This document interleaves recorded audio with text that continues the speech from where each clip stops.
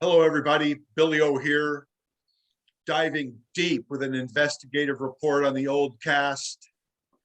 3.4A for January 10th, 2022.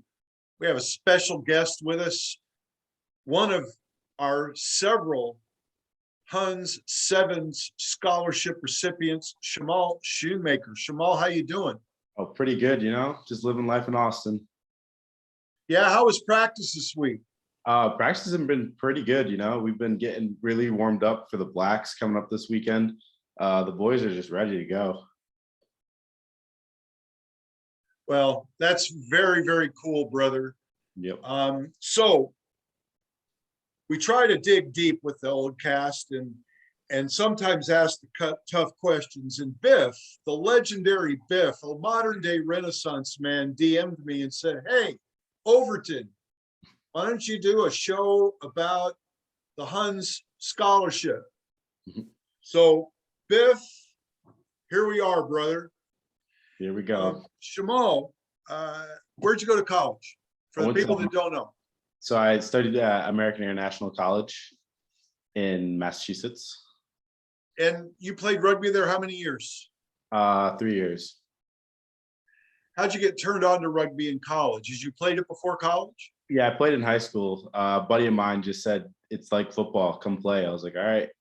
Hopped out there, loved it instantly.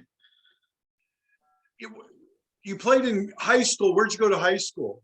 So I went to a small school in Massachusetts called Monument Mountain.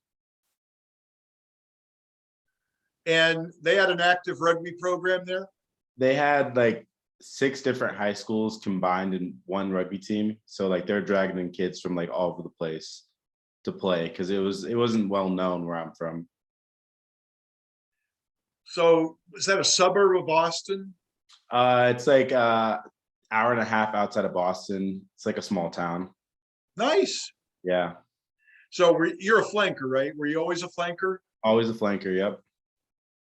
So you played 2 sports then in high school, right? American football and rugby. So I played football, rugby, and I wrestled. What weight class did you wrestle in? 195. Light heavy, probably, something like that. Yeah, pretty much. Wrestling's a great foundation to be a scrumming, man. Yeah, honestly, all the like techniques I've learned are from wrestling, like just staying low and like explosive. I got all that from wrestling.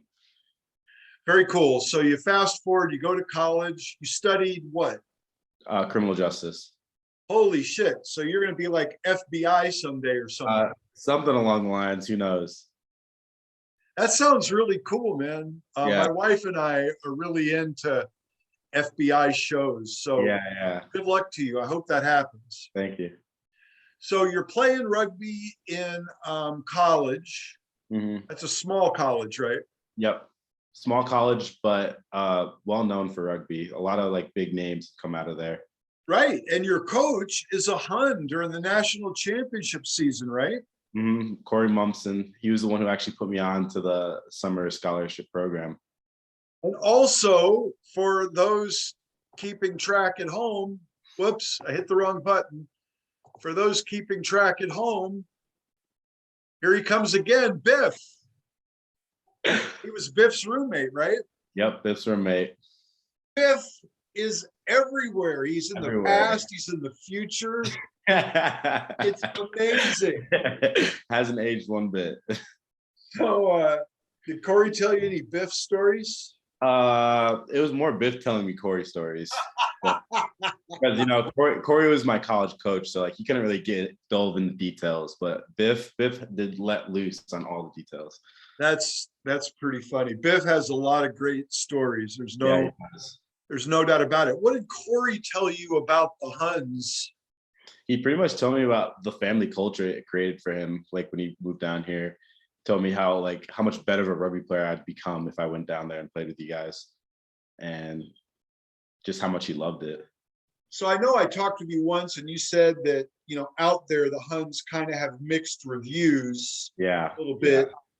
But Corey said you'll actually become a better rugby player, even coming out of a structured college environment, if you played for the Huns. Mm-hmm. He did. And it was true, I've played. It's just like the amount of rugby I've played in Texas it just outweighs the number of games I've played in college or even in high school. There's a lot of opportunities here. I saw recently suited up for the Ragamuffins in Yeah, sevens. You've played Huns sevens. You played Huns 15s. I think you filled in for the Hartford Harpooners once in Houston yeah, when they were shorthanded. yep, So you've gotten a lot of rugby at different levels. Were you in the academy? yeah. I was in the AG academies this fall. So you really have had a pretty deep rugby exposure A since you've lot, been here. all because I moved to Texas. Yep. Well, we're certainly glad that you did. How did you hear about the Hun scholarship? So, like I said, it was relayed to me by Corey Mumson, who was our assistant coach at the time. He pretty much gave me the whole spiel, and like a bunch of us had like replied to like get like interviewed for the program, and like a bunch of us got calls back, and I ended up getting selected to be on the walk-on team, which I was very excited about. Like it was just an opportunity. I've never like traveled far to play rugby, and then traveling to Austin, Texas to play rugby was just insane to me. Like I And don't you know. earned your way in, right? I mean, Yeah, yeah, for sure, definitely. Like I came in like no idea what I was walking into. Pretty much, I got stuck in a house with like 3 other dudes I'd never met before, and I was immediately embraced in the rugby community. Huns are pretty inclusive. Our founder, Pat Lockridge, put his arm around me day one when I was an 18-year-old kid and really lost. Yeah, And the Huns saved my life, and that's always been a philosophy of the club. Big Tent. Kirk Tate, who you hear a lot of people talk about, was a really great coach for us for a long time and a real teacher of the Big Tent philosophy.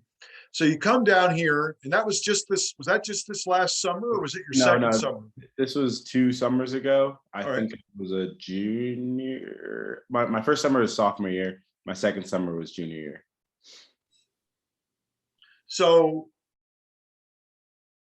this last year I was your junior year? No. This last year was my senior year, and So third year. Yeah. Wow, cool. And we've won TOLA 3 years in a row, so you've been a part of that. Yep. Impressive victories. And this year, it seemed like we really, really put it together. Was this a fun summer for you? It was honestly the best summer I've had here ever. So it was a great time. We're not going to talk about nationals yet, but what was your favorite part of TOLA the whole summer as a group? Oh, favorite part had to be I didn't even suit up for this game. It was like it was actually the weekend before nationals. All the boys went down to what was it? The one on the beach, right? Oh yeah. It was Beach Sevens. Sevens by the sea. Corpus Christi. We all went down to Corpus Christi, had a good ass time at the beach. It was good. Like I was coaching the teams up, having some fun in the sun. That was better than beating the Reds at the Blacks place a couple weeks prior. That was amazing. That was amazing. But like beating the Reds all summer just had to be like one of the best parts of the summer. Anytime we beat the Reds. They hate it. I think we get along well as clubs off the field, but I think they scratch their head because they think they got better talent. And, on paper, they're crazy strong. But, yeah, and that last match, y'all took their heart away, man. Mm-hmm. I'm trying to keep that up. We want to keep beating the Reds every time we see them. Yeah, that's awesome. Awesome stuff, man. It was fun to watch, online on Huns TV. Mm-hmm. I have to say, before we get to nationals, Biff will kill me if I don't, but the Sevens scholarship was actually his idea. Yeah, he reminds me almost every time we go out. He calls himself the idea guy, or I guess Wheezy calls him the idea guy. Yeah. But Adam and Alex Reese and the board threw some money at this, and a lot of people put their shovel in the ground to make it happen. But got to give Biff public credit that was his idea. Yeah, a lot of us want to be here if it wasn't for him. So, And, the idea was, let's stop worrying about, an international guy that plays with us for 1 year. Mhm. Let's not spend money on plane tickets and stuff there. Let's help some college kids get down here, go with young talent and build club men. And Yep. that's turned out to be the case, hasn't it? Yep. And it's kind of crazy because like the AG Outlaws have like influenced the same philosophy where like they're trying to get guys in like local like Texas areas in these programs where it's like they don't have to fly out all these expensive ass players to come play for them. And it's kind of cool how like all over Texas they're kind of doing the same thing, trying to give like young stars their shot. Atlanta did that, Mhm. as I understand it, in a lot of ways this last year, and they ended up in the finals against the Giltinis. Yep, exactly. And the partnership that's going on between our club and the Gilgronis right now is a really cool thing, don't you think? Mhm. Yeah, it's awesome, man. So much like experience and values going into it, and it's awesome. All right, so let's fast forward to nationals. You guys felt like you had your backs against the wall. You beat the Reds in that last tournament Yeah, convincingly. And sure enough, we get picked in the top tier at nationals. yeah, We do a fundraiser, so you guys basically have the plane and the lodging paid, which for a club is ridiculously amazing. yep. And off you go to Seattle. What was it like when you hit the ground there at Seattle for nationals at that pro stadium? It was insane. I think every trip I go on, I still get like the same type of chills, like that feeling like, oh, I'm about to go to war with my brothers. Like I just traveled all this way and we're about to like lay the fucking hammer down on whoever comes against us. Pretty intense though, right? I mean, you're signing in. Hmm. Yeah. You know, those guys, the top tier of those guys, some we beat, some we didn't. They're all older teams. They're all more experienced. They got MLR guys. They got a lot of money behind them. I mean, it's big business almost. It really is. And we're going up there with a bunch of college kids mostly and excited to play. I mean, Yeah. I just am curious, before you even started to play, what did that environment feel like? Oh, it felt insane. Like when you go to a tournament and like no one knows who you are, that kind of gives you like a little chip on your shoulder, and you're just like trying to get that like going the entire game. And like by the end of the tournament, it was like people were like, "Oh, okay, like the Huns, like we gotta watch out for these guys."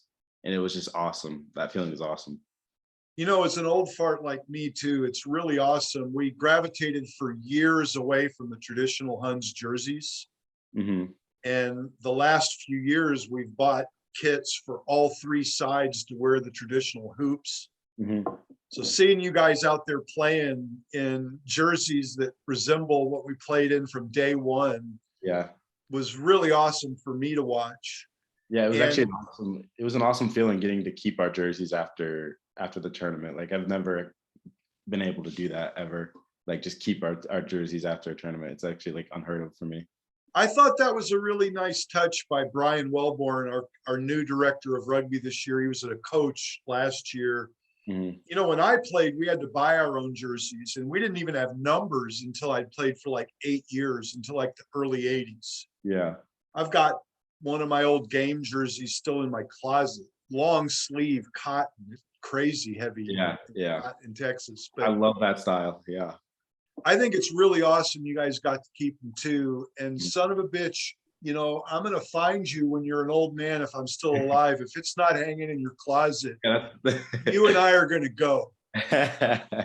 I'm trying to find something like to hang it up in because like I want to keep that pristine.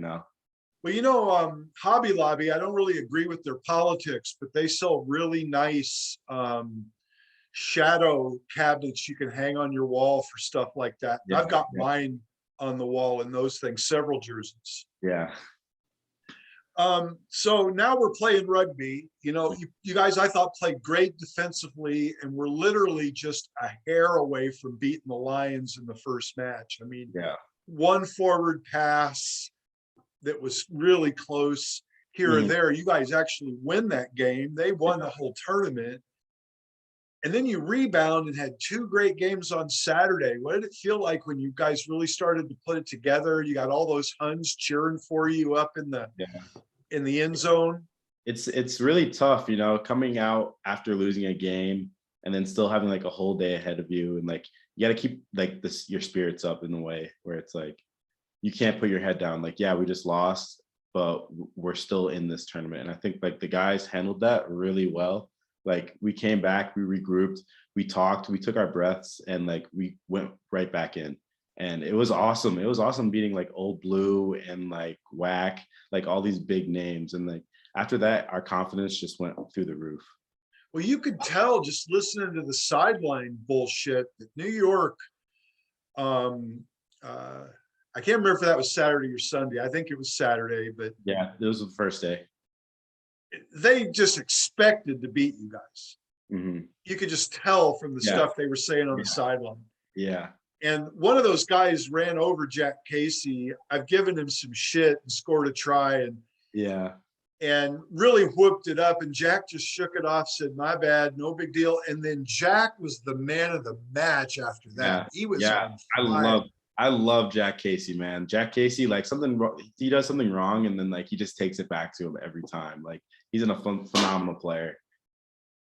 You know, another kind of guy, this guy's more of an unsung hero that I really liked this summer a lot, was Ricky Chestnutwood. Yes. Yes. Dick Dog tracking back on defense, making tackles at the goal line, Yeah. just was like a recurring theme. Mm-hmm. You're naming some game changers. Like without those guys, like there's been like I don't know if he would have made it to nationals. Well, Gupner didn't go to nationals, but Gupner was another guy filling in several tournaments that came up with huge plays. And, you know, I was talking to Van Diver once, and he said the Huns have gotten to a spot where we have a lot of people that can fit into different puzzle pieces. Yep.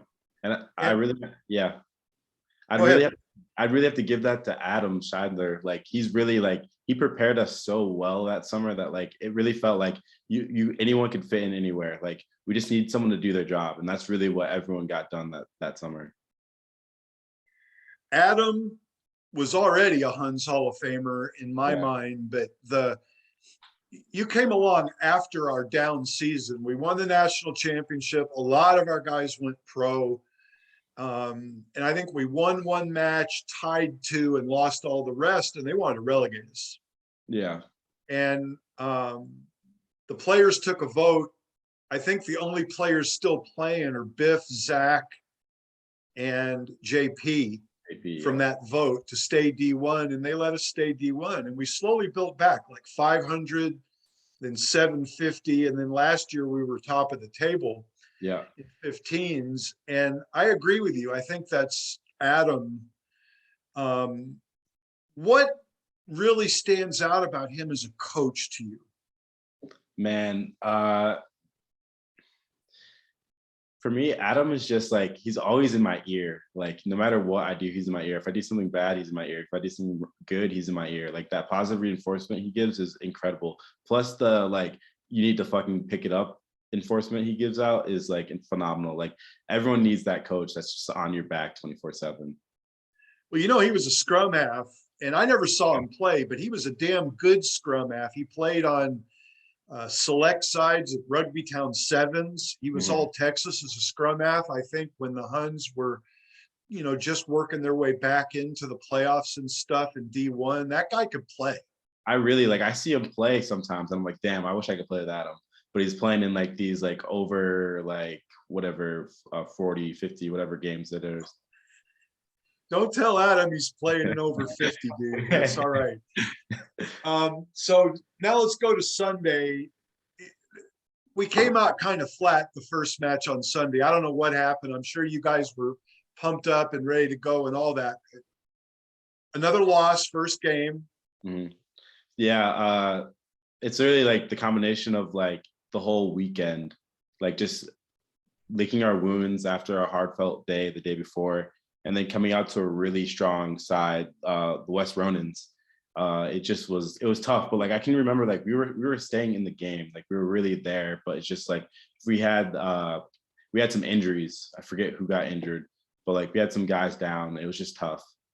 The ball didn't bounce well that game for us either. I mean, Yeah. Sevens is a funny game. If you get a couple of bad bounces, it can really get out of control. That's how unpredictable sevens can be, and it's crazy. But, and this is a really good, but this was a damn resilient team, and you rebounded. And who did we beat so bad in that second match on Sunday? That Was it our last game? no, that was the championship. There was one more match where you ran the guys off the field. I don't think it was Life West. No, Life West was the championship. Yeah, that was a championship. But, I'm not sure who it was. regardless, they were a really good team that expected to beat us, and you guys put them away pretty significantly. Mm-hmm. And then you come up against Life in the final. Everyone's exhausted. Yeah.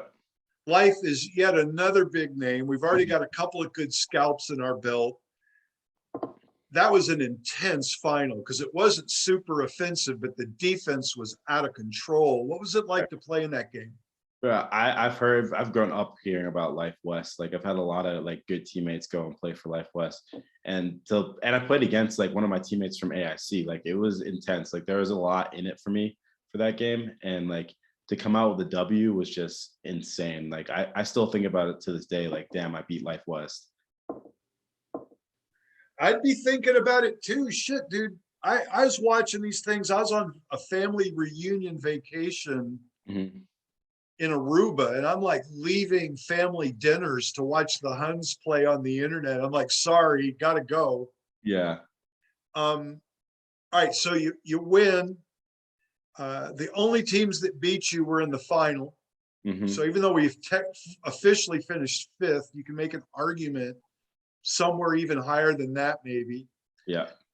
You get the trophy thing, a million pictures, you're on cloud nine, and you have to walk 100 meters back to your area where all your gear is. And it's been told to me by several people now that you hear this ovation, you don't really know what's going on, and you look up and the whole crowd is cheering for the Huns.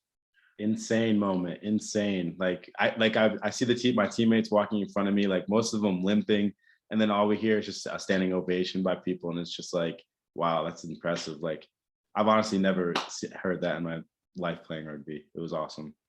The stands look pretty full too. Yeah, it was there. It was like a big show out. A lot of Seattle people were out like watching rugby.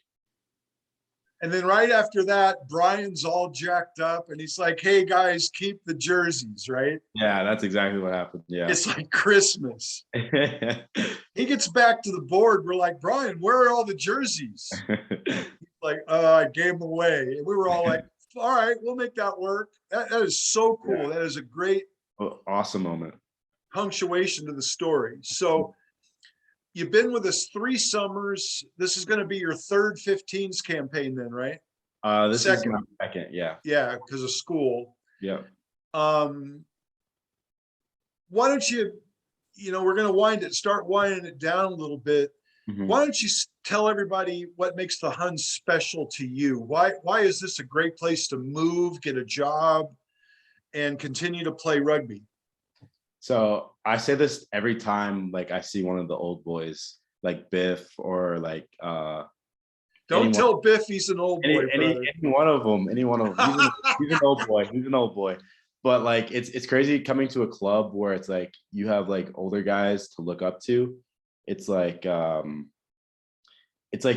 we're them when they're our age. Like we come down here and like we already have someone to look up to, and we have someone that can like has our back. It's more of like family orientated. And it's awesome to like be like, yeah, like they were in the same spot I was playing rugby, living in Austin, having a good time. And now they're out here like all like grown up doing their own thing. And it's like still playing rugby too. That's the one thing, like everyone's still playing rugby. And it's awesome to see.